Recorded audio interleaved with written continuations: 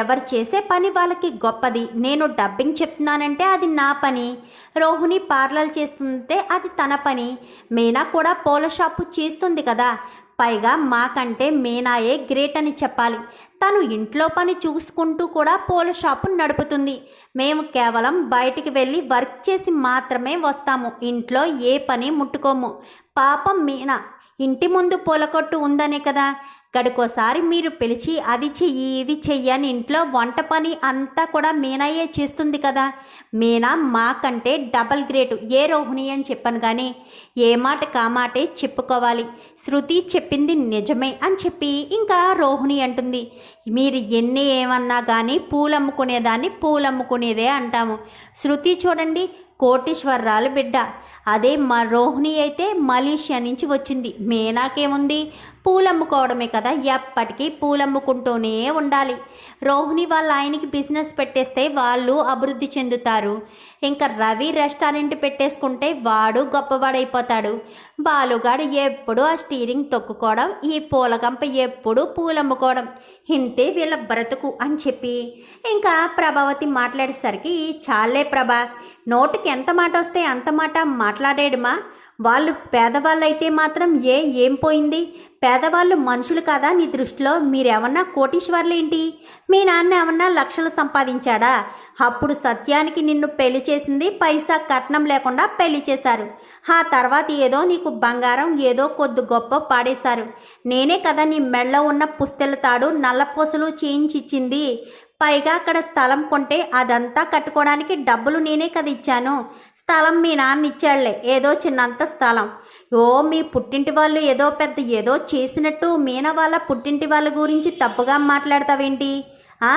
ఎప్పుడు మీనా మీదే చూపిస్తావు నువ్వెప్పుడు పక్షపాతం అంటూ మాట్లాడేసరికి అది కాదత్తయ్య, ఉన్న నిజం అదే కదా. మీనా వాళ్ళు పూలమ్ముకుంటారు కాబట్టి ఈ పిల్ల పూలమ్మాయి అని చెప్పనేసరికి ఎవరైనా సరే తను నీ ఇంటి కోడలు, సత్యం కోడలు, ప్రభావతి కోడలని చూసుకోవాలి. ఏ ఇంటి నుంచి వచ్చారు, ఎంత ఆస్తి నుంచి వచ్చారనేది ఎవరూ లెక్క పెట్టకూడదు. ప్రభావతి కోడలు, సత్యం కోడలు అని మాత్రమే చూసుకోవాలి. నీకు 3 కొడుకులు, నీకు 3 కోడళ్ళు అన్న విషయాన్ని గుర్తుపెట్టుకో. వాళ్ళు మలేషియాలో ఉంటారు, వీళ్ళు కోటీశ్వర్లు, వీళ్ళు పూలమ్ముకునే వాళ్ళు. ఏంటది చూపించడం వ్యత్యాసం? అసలు నీకు బుద్ధుండే చేస్తున్నావా అని చెప్పాను కానీ మీరు ఎన్నైనా అనండి అత్తయ్య, నేను అనేది మాత్రం ఇంతే అని చెప్పాను కానీ సరే ప్రభా, నువ్వు ఇలానే అంటున్నావు కదా. ఒరే బాలు, రేపు చీకటితో వెళ్తాను అని చెప్పారు కదా. నా కోసం రేపొక్కరోజుకి ఆగండి. నేను రేపొక్కరోజు ఒక నిర్ణయం తీసుకుంటాను. అప్పుడు ప్రభావతి ఎలా మీనాని తక్కువ చేసి మాట్లాడుతుందో అది చూస్తాను. మెడలో పుస్తల తాడు కూడా లేకుండా పసుపు తాడుతో నిలబెట్టింది. పుస్తల తాడు ఏదో ఈవిడ చేయించినట్టు. నేను చేయించిచ్చిందే కదా, అయినా తన మెడలోంచి తీయించేశావు. చెప్తాను రేపొక్కరోజు ఆగండమ్మా అని చెప్పి సుశీలమ్మ కాస్త అక్కడి నుంచి వెళ్ళిపోతుంది. అమ్మమ్మ గారికి ఎప్పుడూ ఇంత కోపం రావడం చూడలేదు. ఇదేంటి అమ్మమ్మ గారు ఈరోజు ఇంత కోపంగా మాట్లాడారు? పైగా రేపొక్కరోజు ఉండమని చెప్తున్నారు. ఎలాంటి నిర్ణయం తీసుకుంటారు, ఏం చేస్తారు?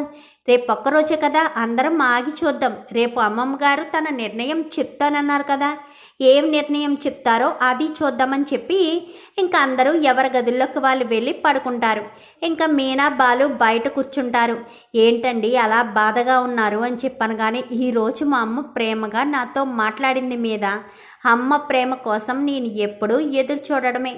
చందమామ కోసం చంటి పిల్లోడు ఎదురు చూసినట్టుగా నేను మా అమ్మ నా కంటి ముందు కనిపిస్తున్న చందమామ ఎలా నాకు అందదో అలాగే మా అమ్మ ప్రేమ కూడా నాకు దక్కదు అంటూ బాలు తన బాధనంతా కూడా చెప్పుకుని బాధపడుతూనే పడుకుంటాడు. మరుసటి రోజు ఉదయాన్నే సుశీలమ్మ కోపంగానే ఉంటుంది. ఏంటత్తయ్య నా మీద ఇంకా కోపం తగ్గలేదనగానే, నీలో మార్పు వచ్చేంతవరకు నీలో కోపం తగ్గదు ప్రభా.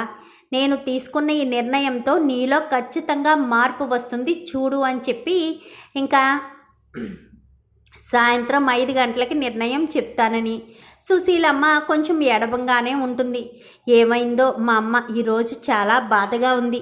ఎప్పుడు మా అమ్మని ఇంత బాధగా ఇంత కోపంగా చూసింది లేదు అని చెప్పి సత్యం కూడా బాధపడతాడు. ఇంకా అలా బాధపడేసరికి ఇంకా అందరూ కూడా సాయంత్రం 5 గంటలకి వచ్చి కూర్చుంటారు.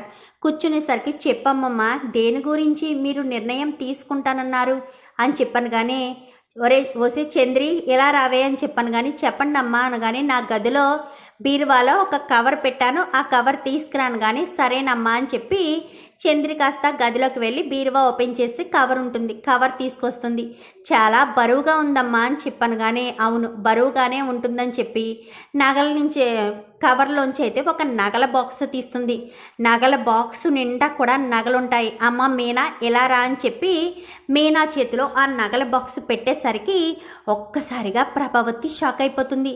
ఏంటత్తయ్య ఏంటిది అని చెప్పాను. కానీ మీనా పేదరికం నుంచి వచ్చింది, పూలమ్ముకునేది అంటూ లోకు చేసి మాట్లాడుతున్నావు కదా, ఈ రోజు నుంచి మీనా ఈ సుశీలమ్మ మనవరాలు, సుశీలమ్మ మనవరాలుగానే చూడు. ఈరోజు నా మనవరాలకి నేను ఇన్ని నగలు ఇస్తున్నాను, ఇవన్నీ నీకేమేనా, నిన్ను ఎవ్వరు అడిగినా మా అమ్మమ్మ ఇచ్చింది అని చెప్పు, ధైర్యంగా చెప్పు. పర్లా ప్రభావతికే గట్టిగా చెప్పు. నీ మెళ్ళో పుస్తుల తాడు తీసివ్వమని ఎవరే చెప్పారు? మీ అత్తగారు ఏమన్నా చేయించి పెట్టింది అనుకుంటున్నావా, లేక కష్టపడి సంపాదించిన డబ్బులతో చేయించేసిందా? నేను చేయించి ఇచ్చాను, అయినా నీకు బుద్ధి లేదు.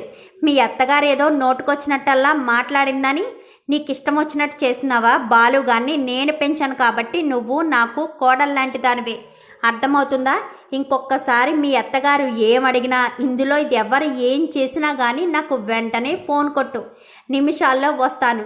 ఇందులో ఎవరైనా ఏదైనా కొట్టేయాలని చూస్తే మాత్రం అస్సలు ఊరుకోను అని చెప్పి గట్టిగానే వార్నింగ్ ఇస్తుంది సుశీలమ్మ. ఒక్కసారిగా ప్రభావతి షాక్ అయిపోతుంది. ఇదంతా అన్యాయం, ముగ్గురిని సమానంగా చూడమని చెప్పారు అనగానే ముగ్గురిని సమానంగా చూడమని నువ్వు నాకు చెప్తున్నావా? నువ్వేమన్నా ముగ్గురిని సమానంగా చూసావా ఏంటి? నేను ముగ్గురిని సమానంగా చూడడం గురించి కాదు, బాలుని నేను పెంచాను కాబట్టి, వాడికి నేను తల్లి లాంటి దాన్ని కాబట్టి నా కోడలికి నా నగలన్నీ ఇచ్చుకుంటున్నాను అంతే. నువ్వెప్పుడు బాలుని కొడుకుగా భావించలేనప్పుడు నీకు కోడలు ఎందుకు అవుతుంది? మీనా నీ కోడలు కాదు కదా, అందుకే మీనా నా కోడలు, బాలు నా కొడుకు. ఇప్పుడు రేపు ఉదయం బయలుదేరి వెళ్ళండ్రా బాలు అని చెప్పాను. కానీ సరే షీలా డార్లింగ్ అని చెప్పి అమ్మమ్మ గారు ఇప్పుడు ఇవన్నీ ఎందుకు, మీ ప్రేమ ఆశీస్సులు ఉంటే సరిపోతుంది కదా అని చెప్పాను. కానీ ఇవన్నీ ఎప్పటికైనా నీకు రావాల్సినవేనమ్మా, నేను ఎప్పటికైనా బాలుగాడి భార్యకే ఇవ్వాలి అనుకున్నాను, అలాగే ఇచ్చాను అంతే.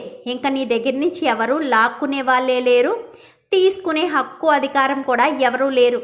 సత్యం, మీనా దగ్గర నగలు ఎప్పుడూ మీనా దగ్గరే ఉండాలి, మీనా అలా బోసి మెడతో ఉండడం నాకు ఇష్టం లేదు అని చెప్పాను. కానీ నీ ఇష్టమమ్మా, నీ కోడలు అని చెప్పావు కదా, నీ ఇష్ట ప్రకారమే నీ కోడల్ని చూసుకో, నాకు ఎలాంటి అభ్యంతరం లేదు అని చెప్పి ఇంకా సత్యం చెప్తాడు.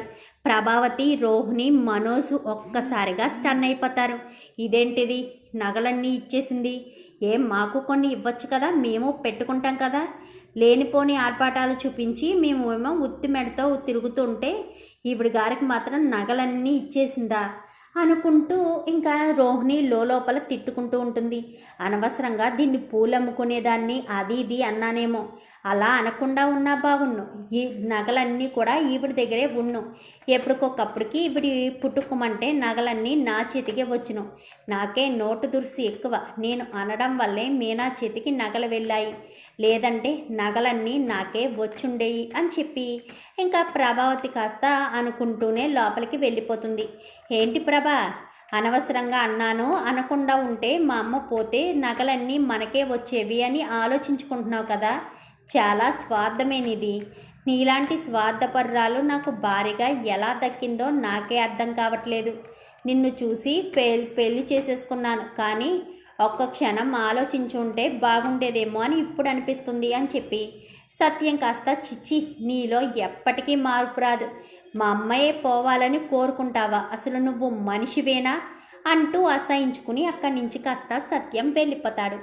వెళ్తే వెళ్ళండి, నగలు మాత్రం ఎలా తీసుకోవాలో నాకు తెలుసులే అని చెప్పి ప్రభావతి అనుకుంటుంది. చూద్దాం మరి రాబోయే ఎపిసోడ్స్లో ఏం జరుగుతుందో. మరి రాజమండ్రి వచ్చాక ప్రభావతి మరి మీనాను ఎలా టార్చర్ పెడుతుందో చూద్దాం. రాబోయే ఎపిసోడ్స్లో ఏం జరుగుతుందో వీడియో నచ్చితే లైక్ చేయండి, ఛానల్ని సబ్స్క్రైబ్ చేసుకోండి, పక్కనే ఉన్న బెల్ సింబల్లో ఆల్ పై క్లిక్ చేయండి. ఎలా చేయడం వల్ల అందరికంటే ముందుగా చూడవచ్చు.